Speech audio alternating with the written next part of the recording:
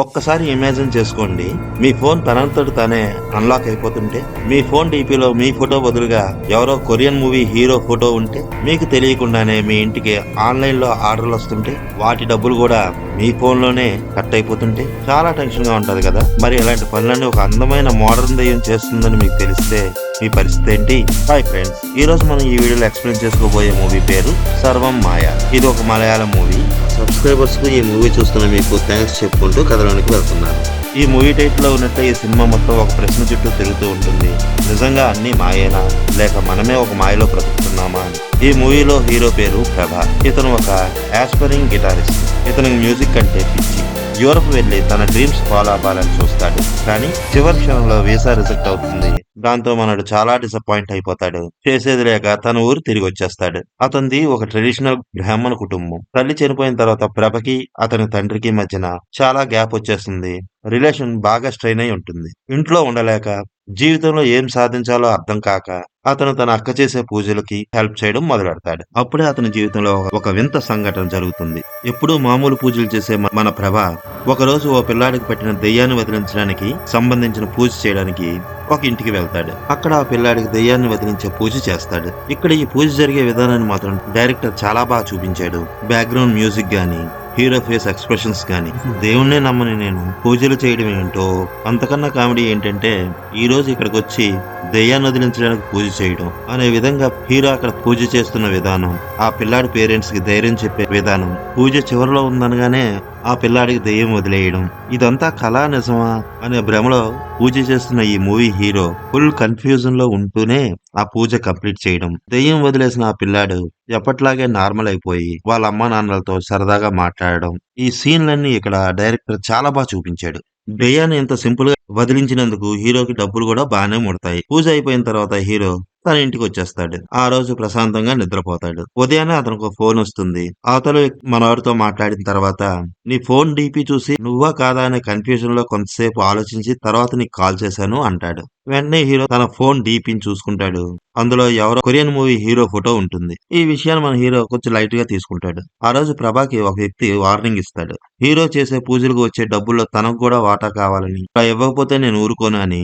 అలా ప్రభాకు వార్నింగ్ ఇచ్చి తన బైక్ మీద కూర్చుంటాడో లేదో సడన్ గా అతని బైక్ అదుపు తప్పి అతనికి యాక్సిడెంట్ జరుగుతుంది. ప్రభా పక్కనే నిల్చున్న వ్యక్తి ప్రభాని ఏమైనా అంటే వెంటనే ఎఫెక్ట్ తగులుతుందని నమ్ముతాడు. తర్వాత ప్రభా ఇంటికి ఒక పార్సిల్ వస్తుంది. ఆ పార్సిల్ లో అమ్మాయిలకు సంబంధించిన డ్రెస్ ఉంటుంది. డెలివరీ బాయ్ వచ్చి ప్రభాని ఆర్డర్ తీసుకోమని అంటాడు. నేనే ఆర్డర్ పెట్టలేదే అని ప్రభా అంటాడు. అతని యాప్ పేరు చెప్పి ఆ యాప్ మీ ఫోన్ లో ఉందో లేదో చెక్ చేసుకోమంటాడు. తర్వాత దానికి వచ్చిన ఓటీపీని చెప్పమంటాడు. అసలు తన ఫోన్ లోకి ఆ యాప్ ఎలా వచ్చింది, తను ఎప్పుడు ఆర్డర్ పెట్టాడు, అది కూడా అమ్మాయి డ్రెస్, ఇదేంటి ప్రభాకి అర్థం కాదు. ఏదో మిస్టేక్ జరిగి ఉంటుంది, నీ ఆర్డర్ నువ్వు రిటర్న్ తీసుకో అని ఆ డెలివరీ బాయ్ తో ప్రభా అంటాడు. కానీ అతను మాత్రం అలా తీసుకోవడం కుదరదు, మీరు మీ మొబైల్ నుండే ఆర్డర్ రిటర్న్ చేసుకోవాలి. ఆ రిటర్న్ టోకెన్ మా దగ్గరకు వచ్చాకే మేము వచ్చి మీ దగ్గర నుంచి ఐటమ్ ని రిటర్న్ చేసుకుంటాం. ఇదంతా జరగడానికి 2 days పడుతుంది అని చెప్తాడు. తర్వాత ఆ రోజు రాత్రంతా కూర్చొని తన ఫోన్ లో ఉన్న అన్నెసెసరీ యాప్స్ అన్ని డిలీట్ చేస్తాడు. వాట్సాప్ లో ఫోటోలు మారిపోతున్నాయి, తెలియని యాప్స్ ఏవో డౌన్లోడ్ అయిపోయి నా క్రెడిట్ కార్డ్ లో డబ్బులన్నీ కట్ అయిపోతున్నాయనే టెన్షన్ లో ఆ రోజు ప్రభకు సరిగ్గా నిద్ర కూడా పట్టదు. సరిగ్గా అర్ధరాత్రి సమయాన్న మెరుపులు ఉరుముల శబ్దం రావడంతో ప్రభా ఉలిక్కిపడి లెగుస్తాడు. తన దిండు కింద పెట్టుకున్న ఫోన్ ని తీయబోతాడు. కానీ అక్కడ తన ఫోన్ ఉండదు.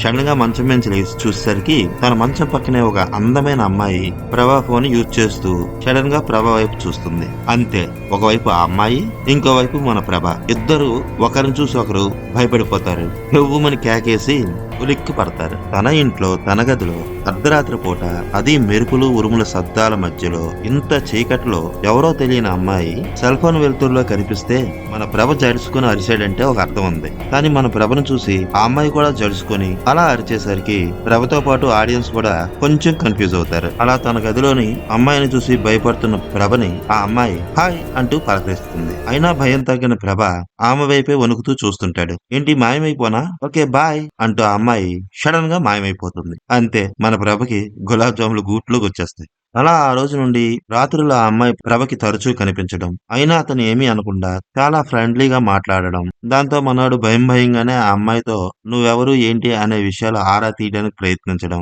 అప్పుడు ఆ అమ్మాయి మనోడితో ఏమో నేనెవరో ఏంటో నాకు తెలియదు, ఎంత ప్రయత్నించినా నాకు ఇప్పటి వరకు గుర్తు రాలేదు, ఆ రోజు నువ్వు ఆ పిల్లాడి ఇంట్లో పూజ చేసావే, ఆ పిల్లాడితో మాట్లాడదామని చాలా ట్రై చేశాను కానీ వాడు నన్ను చూసి చాలా భయపడిపోయాడు. కానీ నువ్వు అలా కాదు. నువ్వు నాతో బాగానే మాట్లాడుతున్నావు అంటూ మనవాడితో మాటలు కలుపుతుంది. నువ్వెక్కడి నుంచి వచ్చావు, నీ తల్లిదండ్రులు ఎవరు అంటూ ప్రభ ఆమెను గుచ్చి అడుగుతాడు. నాకు నిజంగానే అవేవి గుర్తులేవు.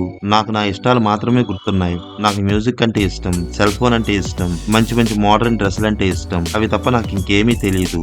ఆ ఇంటి నుండి ఎందుకు నీతో ఈ ఇంటికి నేను వచ్చేసానో కూడా నాకు తెలియదు అంటూ మన ప్రభతో చెప్తుంది. ఎందుకు నేను నిన్నేమని పిలవాలి అని ప్రభ ఆమెను అడుగుతాడు. ఏమో ప్రస్తుతానికి ఒక మోడర్న్ దెయ్యాన్ననుకో అని చాలా ఫ్రెండ్లీగా నవ్వుతూ ప్రభతో ఆ ఆత్మ మాట్లాడుతుంది. ఇంతకు ముందు రాత్రులే కనిపించే ఆత్మ ఇక నుండి డే అండ్ నైట్ మన వాడితోనే ఉంటుంది. ప్రభకు కూడా మెల్లమెల్లగా భయం పోయి ఆ ఆత్మతో ఫ్రెండ్షిప్ మొదలు పెడతాడు. ఒక పక్క పూజలు చేస్తూనే మన ప్రభ తన మ్యూజిక్ ఆడిషన్స్ కూడా అటెండ్ అవుతూ ఉంటాడు. ఒక రోజు డైరెక్టర్ ముందు తన మ్యూజిక్ ని ప్లే చేయాల్సి వస్తుంది. ఓ మెలోడీ సాంగ్ కి మ్యూజిక్ కంపోజ్ చేయాల్సిన పరిస్థితి అన్నమాట. ఆ టైంలో ఈ ఆత్మ మన ప్రభాకి మ్యూజిక్ ప్లే చేయడంలో హెల్ప్ చేస్తుంది.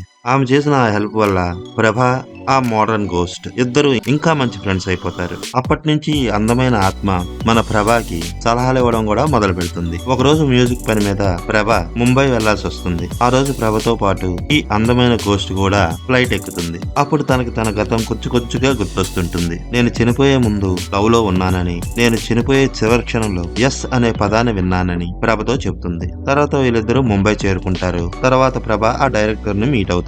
అక్కడే ఇతనికి వాళ్ళ మ్యూజిక్ టీమ్ లో ఒక అమ్మాయిని డైరెక్టర్ పరిచయం చేస్తాడు. ఆ అమ్మాయి అప్పుడే ఫ్రెష్ గా తన బాయ్ ఫ్రెండ్ తో బ్రేకప్ అయి చాలా బాధతో ఉంటుంది. అయితే వీళ్ళిద్దరూ ముంబై నుంచి రిటర్న్ అవ్వబోయే ఫ్లైట్ ఒకటే అవడం వల్ల వీరిద్దరూ కలిసి చాలా టైం స్పెండ్ చేస్తారు.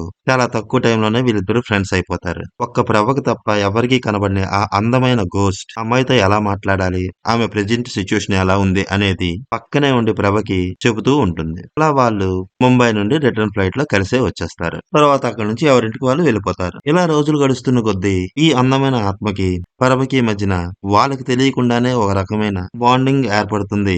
కానీ వాళ్ళు అది గుర్తించరు. అప్పుడప్పుడు ఆ ఇంట్లో జరుగుతున్న చిన్న చిన్న సంఘటనలకి ఆ ఆత్మ కూడా భయపడుతూ ఉంటుంది. అలాంటప్పుడు ప్రభ ఆమెను చూస్తూ ఆమెను ఉద్దేశిస్తూ గోస్ట్ ఎక్కడైనా భయపడుతుందా అంటూ ఆమె పైన చిరాకు పడడం లాంటి కామెడీ సీన్స్ చాలా బాగుంటాయి. ఇలా కొంత కథ సాగిన తర్వాత ఆ ముంబై అమ్మాయి నుండి ప్రభాకి కాల్ వస్తుంది. తన కజిన్ వాళ్ళ సంగీత్కి ప్రభని ఇన్వైట్ చేస్తుంది.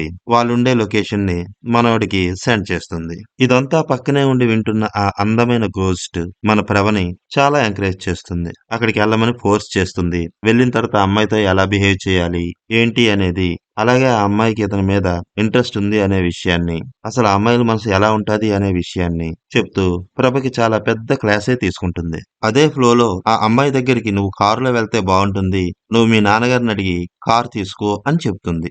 ఎలాగైతేనే ప్రభకి వాళ్ళ నాన్నగారికి మధ్యన చాలా సంవత్సరాలుగా ఉన్న ఆ గ్యాప్ ను కూడా పోయేలా చేస్తుంది. తండ్రి కొడుకుల మధ్యన ఉన్న ప్రేమ వాళ్ళంతట వాళ్ళే ఓపెన్ అయ్యేలా చేస్తుంది. తర్వాత వీళ్ళిద్దరూ ఆ అమ్మాయి ఉండే చోటికి వెళ్తారు.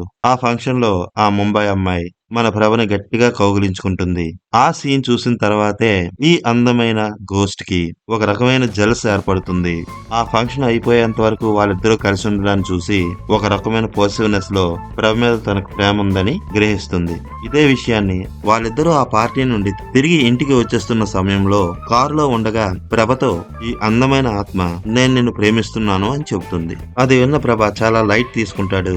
చాలా హేళనగా ఐ టు లవ్ యూ అంటాడు. కానీ ఈమె మాత్రం చాలా సీరియస్ గా చెప్తుంది. తర్వాత వీళ్ళిద్దరి మధ్యన వాదన పెరుగుతుంది. ఈ సీన్ లో వీరిద్దరి మధ్య జరిగే సంభాషణల వెనక బ్యాక్గ్రౌండ్ మ్యూజిక్ సూపర్ గా ఉంటది. ఓ రొమాంటిక్ ఫీలింగ్ డెవలప్ అవుతుంది. అదే సమయంలో కార్ డోర్ ఓపెన్ చేసుకుని బయటికి రాబోతున్న ప్రభని వెనక్గుండా స్పీడ్ గా వస్తున్న వేరే కార్ గుద్దబోతుంది. కానీ లక్కీలీ ఆ కార్ డ్రైవర్ కార్ ని సైడ్ తప్పించి ప్రభని తిట్టేసి వెళ్ళిపోతాడు. ఇదంతా చూసిన ఆ గోస్ట్ ఏదో గుర్తొచ్చిన దానిలా చాలా ఆప్యాయంగా ప్రేమగా ప్రభను చూస్తూ అతని దగ్గరగా వచ్చి అతని గట్టిగా కౌగిలించుకుంటుంది. ఇప్పటి వరకు ఆమెను ముట్టుకోవడం కూడా సాధ్యం కాని ప్రభ ఇన్నాళ్ళ వీళ్ళ పరిచయంలో ఫిజికల్ గా ఆమెను ఎప్పుడూ టచ్ చేయడం కుదరని ప్రభకి ఆ అమ్మాయి సడన్ గా కౌగిలించుకునేసరికి ఆమె ఫిజికల్ గా తను ఎలా టచ్ చేయగలిగింది అనే ఆశ్చర్యం వేస్తుంది. అతను కూడా ఆమెను గట్టిగా కౌగిలించుకుంటాడు. కొద్దిసేపటి తర్వాత ఆ ఆత్మ కళ్ళు తెరిచి తన పేరు మాయా అని చెప్తుంది. తనకు అమ్మ నాన్న ఒక తమ్ముడు ఉన్నారని చెప్తుంది. వారుండే లొకేషన్ కూడా చెప్తుంది. ప్రభ కళ్ళ ముందే ప్రశాంతంగా దూరంగా గాలిలో అంతర్లీనమైపోతుంది. ఫ్లాష్ బ్యాక్ లో ఈ మాయ తన తల్లిదండ్రులతోని బెంగళూరులో మ్యూజిక్ కాంపిటీషన్ కి వెళ్ళినప్పుడు నా మ్యూచువల్ ఫ్రెండ్ ద్వారా అక్కడ ఒక అబ్బాయిని చూశానని, అతను తనకు బాగా నచ్చాడని, అతనికి నేను ప్రపోజ్ చేద్దామని అనుకుంటున్నానని, అందుకే అతన్ని మన హిల్ స్టేషన్ కి రమ్మని చెప్పానని, మీరు కూడా రేపు నాతో వచ్చి ఆ అబ్బాయిని చూసి మీరు ఓకే అంటే నేను అబ్బాయికి ప్రపోజ్ చేస్తానని చెప్తుంది. ఈ అమ్మాయి వాళ్ళ పేరెంట్స్ ఈ అమ్మాయితో చాలా ఫ్రెండ్లీగా ఉంటారు. ఆమె ఇష్టానికి విలువిస్తారు. ఆ అబ్బాయిని చూడడానికి ఆ అమ్మాయితో పాటు కారులో వెళ్తారు. వాళ్ళు అక్కడ చాలాసేపు వెయిట్ చేస్తారు కానీ ఆ అబ్బాయి అంతసేపటికి రాడు. తర్వాత కొంతసేపటికి ఈ అమ్మాయి ఫోన్ కి మెసేజ్ వస్తుంది. మెసేజ్ చూసి టెన్షన్ పడుతున్న ఈ అమ్మాయిని చూసి ఆ అబ్బాయి రావటం లేదా ఏంటి అని ఈ అమ్మాయి వాళ్ళ అమ్మ మాయాని అడుగుతుంది. బహుశా ఆ అబ్బాయికి నేను ప్రపోజ్ చేస్తున్న విషయం తెలిసిపోయిందేమో అంటూ కంగారుగా కారు దిగబోతుంది.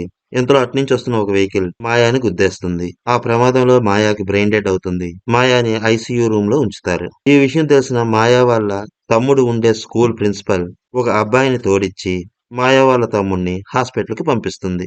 మాయా వాళ్ళ తమ్ముడు, వాళ్ళ నాన్నగారు ఇద్దరూ మాయా ఉండే ఐసీయూ రూమ్ కి వస్తారు. అప్పుడు మాయా వాళ్ళ నాన్నగారు తన కొడుకుతో మీ అక్క చనిపోయిందని డాక్టర్లు అంటున్నారు. ఆ మిషన్ సపోర్ట్ తీసేస్తే తనకి స్వేచ్ఛ కలుగుతుంది. అందుకు నా పర్మిషన్ కావాలి. ఇక్కడి డాక్టర్లకి నా నుండి ఎస్ అనే సమాధానం కావాలి. కానీ నువ్వు ఎస్ చెప్పకుండా నేను ఎస్ చెప్పలేను అని అంటాడు. ఆ మాటలు విన్న మాయా వాళ్ళ తమ్ముడు వాళ్ళ నాన్నతో ఒకవేళ నేను ఎస్ అని చెబితే అక్క హ్యాపీగా ఉంటుందా నాన్న అని అడుగుతాడు. అవును అన్నట్లుగా వాళ్ళ డాడీ తల ఊపుతాడు. అప్పుడు వాళ్ళ తమ్ముడు వాళ్ళ అక్క వైపే చూస్తూ ఎస్ అంటాడు. ఆ తర్వాత అక్కడ డాక్టర్లు ఆమెకున్న మిషన్ సపోర్ట్ తీసేస్తారు. అన్నీ మర్చిపోయిన మాయా ఆత్మ వాళ్ళ తమ్ముడితో పాటు వచ్చిన కుర్రాడి చేతిలో ఫోన్ చూసి అతనితో పాటు అతని ఇంటికి వెళ్ళిపోతుంది. మూవీ క్లైమాక్స్ లో ప్రభ మాయా వాళ్ళ ఇంటికి వెళ్తాడు. ఆమె తల్లితో కలిసి మాట్లాడతాడు. మాయా వాళ్ళ తల్లి మా అమ్మాయి ప్రేమించిన ప్రభ నువ్వేనా అని అడిగినప్పుడు అవును అని అంగీకరించి కామ్ గా అక్కడి నుంచి బయటకు వచ్చేస్తాడు. తర్వాత తన డ్రీమ్ అయిన మ్యూజిక్ గిటార్ ప్రపంచంలో ఆనందంగా తన జీవితాన్ని సాగిస్తున్నట్లుగా మూవీని ముగించారు.